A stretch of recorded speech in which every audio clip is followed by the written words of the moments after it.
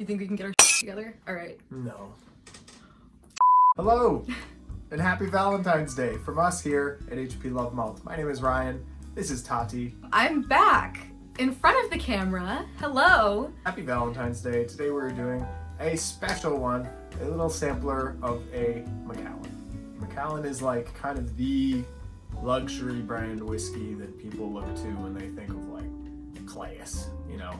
It's classy. I love Macallan. It's so classy. You never feel gross. You feel not classy. When you're drinking Macallan. It's true. But the 12-year is actually pretty competitively priced. I think the most casual drinkers can enjoy Macallan without feeling too guilty about what they're spending on it. You know, Valentine's Day, treat each other well. You don't have a Valentine, you gotta treat yourself well. Treat yourself. You should be your Valentine every day of the year, guys. That's why I say that at the end of every episode. You gotta love yourself. Oh, spoilers.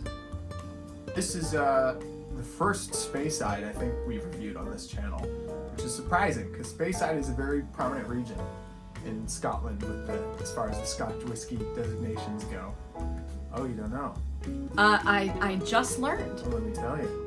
Speyside is a dominant sub-region of the Highlands. It is also responsible for half of the output of single malt Scotch whiskey coming out of Scotland, which is a lot. And it's not very big. It's a pretty, small region situated around the mouth of the River Spey, where it gets its name. If you've tried single malt ever in your life, single malt Scotch, Glenfiddich, Glenlivet, Macallan, those are all Speysides. Speyside is also home to 50 distilleries right now, I believe, which is a lot. There are so many distilleries around there that you can't throw a rock without hitting one. Why are you throwing rocks in? Speyside is situated in the Highlands. Despite the wine finish, the typical Highland style is very floral, very honeyed, lots of like the cereals kind of used to make the whiskey, the barley is very prominent. With Speyside, the house style tends to be a bit heavier, a bit more sherried, or maybe a little more sulfuric depending on which distillery you're going to, but the style there is very, very sweet, very sherried, and very luxurious. So I figure with that house style being sherry, so sherry heavy, why not review Macallan? One of the most well-known, one of the most luxurious whiskeys when it comes to mind of like single malt scotches. Here we got a little tipple of Macallan 12 Double Wood, not the sherry. So I'll explain what that means for Macallan. Macallan is I believe, usually the third best-selling single malt Scotch in the world, right behind Glenfiddich and Glenlivet. In 2017, Macallan sold about 909,000 cases worldwide, which is a lot. I looked it up. The most expensive bottle of whiskey ever auctioned off was a Macallan. It was a 60-year-old Macallan Fine and Rare, I believe. Do you want to guess how much it auctioned off for? I mean, understand that I, as a person, would not spend more than like $30 on a whiskey. Assume you're an eccentric billionaire who loves whiskey. All right, let me put myself in that mindset. I'm rich, diamonds on my body rich, smelling like Versace rich, Jay-Z and Beyonce rich, I'm rich, I'm rich, I'm rich. 10,000. 1.9 million. What the? On October 24th, 2019, the most expensive bottle of whiskey, 10,000? No! The most expensive bottle of whiskey ever auctioned, ever sold, was a bottle of Macallan. Yeah, to the world's biggest chump. Edit. In a weird sort of bit of schadenfreude, the following year, Macallan announced that they would be adding to their range a very limited release of 72-year-old whiskey, going for 60 grand US retail. He spent almost $2 million on this, and then they come out with something 12 years older than that, and they're like, it's only 60 grand. You'd be like, damn it! They didn't like that guy. Macallan's the house, and the house always wins. House Macallan, that sounds like a Game of Thrones thing. It really does. It was established in 1824. It's currently owned by the Edrington Group, which is a privately owned group that is actually a charity trust. And their goal is to help people trying to get a higher education from deprived backgrounds. Since 1961, they've given about £151 million to students. But on that same token, they, a couple years ago, spent about $200 million redoing their distillery. They're sort of like the rich eccentric uncle you have who's very charitable. He wants you to do well. He just does weird old guy stuff with his money. Renovates his whole house into like an igloo or something. That's Actually, that sounds pretty cool. Funny you said igloo. So this is what the distillery now looks like. Oh, it Have you looks seen like the this? Shire. Wait, I actually love it. It's very quirky. Like it's very like modern. It's quirky. It's integrated into the land. So you get it. I don't know. I guess I'm just closed-minded. I personally feel like Where this does- building is gorgeous. I think it looks a little like Teletubby Land, you know? I think it's a bit odd. I like it, but I'm bougie. It is a luxury whiskey. Now you might wonder why it's so expensive. Well, two of the reasons that immediately come to mind that they tout. So when you do cuts out of the distillation, you cut out the heads for the most part because they're kind of toxic and they don't have much flavor.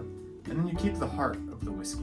And the heart is what goes into the bottle. You can have some of the heads in the heart mix, but it'll give it a bit of like a sulfury kind of taste to it. The thing about Macallan is that their Stillman only uses 16% of the full run. They do a whole batch of whiskey, a whole batch of distillate. They're only using 16% of those materials. That's how selective they are. On top of that, they are one of the only distilleries that has a master of wood who's responsible specifically for sourcing the casks. Stuart McPherson, I believe, is the master of wood, the current master of all the wood. All the way. He gets most of them from Jerez, Spain, seasons them with Oloroso sherry. That process is supposedly about 10 times more expensive than other ways that casks can be sourced. So they have reasons for being so exclusive and so expensive. Macallan 12, generally I've seen it around 70. I've seen it for like mid 60s, but usually 70 or even 80 sometimes, which isn't necessarily competitively priced. So they do command a lot for the luxury that they're putting forth. And you can even see it in the bottle. This is obviously a miniature version, but like the same kind of design motifs and themes are present. You have this almost like Art Deco looking, very impressive kind of bottle. Yeah, it's got these little like tessellation of like little diamonds. There it is. Little blue, navy blue diamonds. Macallan, for most of its history, has been only sherry based. This is the Double Cask, which is still sherry, but instead of just using European oak, they're also with this using American oak. And European oak, while it's very herbaceous, kind of spicy, very aromatic, American oak, bourbon, very sweet, very buttery, brown sugar. So you're getting a little more of that balance. So let's try it. I'd say so. It is Valentine's Day, and so I figure, if you're going to have one of the finer things, share it with one of the finer things. I can't say I didn't see that coming. Macallan 12 is natural colored. Macallan actually doesn't use coloring in their whiskey. It's really beautiful. It's like a gold toffee, like a very nice rich color. It is chill filtered. It's bottled at 43%, which I think for the casual consumer, or for someone who's getting Macallan as a casual drinker, as a luxury to treat themselves, I think 43% is very, it's good. So you are definitely getting some of that sherry. You're getting like raisins, I was gonna say raisins. maybe some like dried stone fruits, peaches, dried peaches, or even dried apricots. And remember, this is with a little American oak. So behind that, giving it some more body, I feel like you definitely can pick out that there's some sort of like bourbon butteriness to it. A little bit of brown sugar, a little bit of vanilla hiding behind that sherry. It really does smell to me predominantly of raisin. I get the apricot as well, which is really Dried lovely. apricot, oh, it's so nice. I wanted to be that cool guy who's all like, Yeah, it's okay. I mean, Macallan's fine. It's fine. but like when you actually have some in your glass, it's like, it's good. It's like the nose is so nice. It's so perfumed. Imagine if I didn't like this. I mean, it would be nice for the people, but for myself, But you're the people. I'm a people. Cheers. They almost taste marzipan. There's something kind of candy-like about it. I would say that came though after the finish. I don't know what marzipan tastes like, which is why I'm glad you're here. Oh, he's allergic to nuts. Yeah, so when I say nutty, that's like an approximation. I'm just imagining the essence of nutty. Like a child describing the ocean when he's never seen it. It's actually depressing when you think about it. The palate is a little less complex than the nose. I feel like the nose is this nice bouquet of like dried fruits and like candy and kind of bakery scented notes, and it comes onto your tongue. A lot of that's there, but it's kind of simplified a little bit. Orange like bitterness that hits your mouth, but then as it washes over the rest of your mouth, you get the nice dense texture of it. You get the casks doing their work. It's definitely not as delicate as I was anticipating, but I really like the aftertaste actually. I would recommend this specifically for the nose and then for the aftertaste. I know that's a weird thing to say. It's like telling you to read the beginning and the end of a book and not the middle. I like the middle as well. It's a little harsh for me, but I think it's worth it for the nose on this alone. Do you want to try adding a little water? Cheers. Cheers, cheers, cheers. Cheers, cheers. Ooh, the nose is even better. Yeah. Oh yeah. This really smells like a bakery, y'all. It's just much cleaner. It's going opened down. up for you. We can't blame it for being a bit closed up. If we had a large bottle and we let some air get at it and let it sit for a little while, Yeah. it would naturally start to open up over time. I would give this a special occasion recommend. It's priced a bit higher than most 12-year single malts, but I think it's worth trying. It may, when it comes to the actual taste, be a little simpler than it is on the nose, and there may be more, engaging experiences out there as far as 12-year single malt can buy you. But there's the reason they're the third best-selling whiskey, single malt Scotch in the world. This is just a well-made, well-engineered whiskey. It's packaged and presented in a way to make you feel special, to make you feel fancy.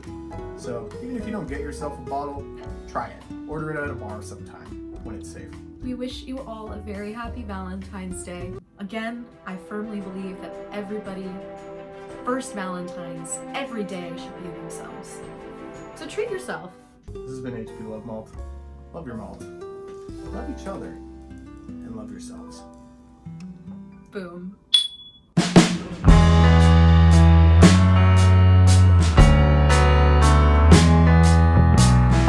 For Speyside. Side of the Spey.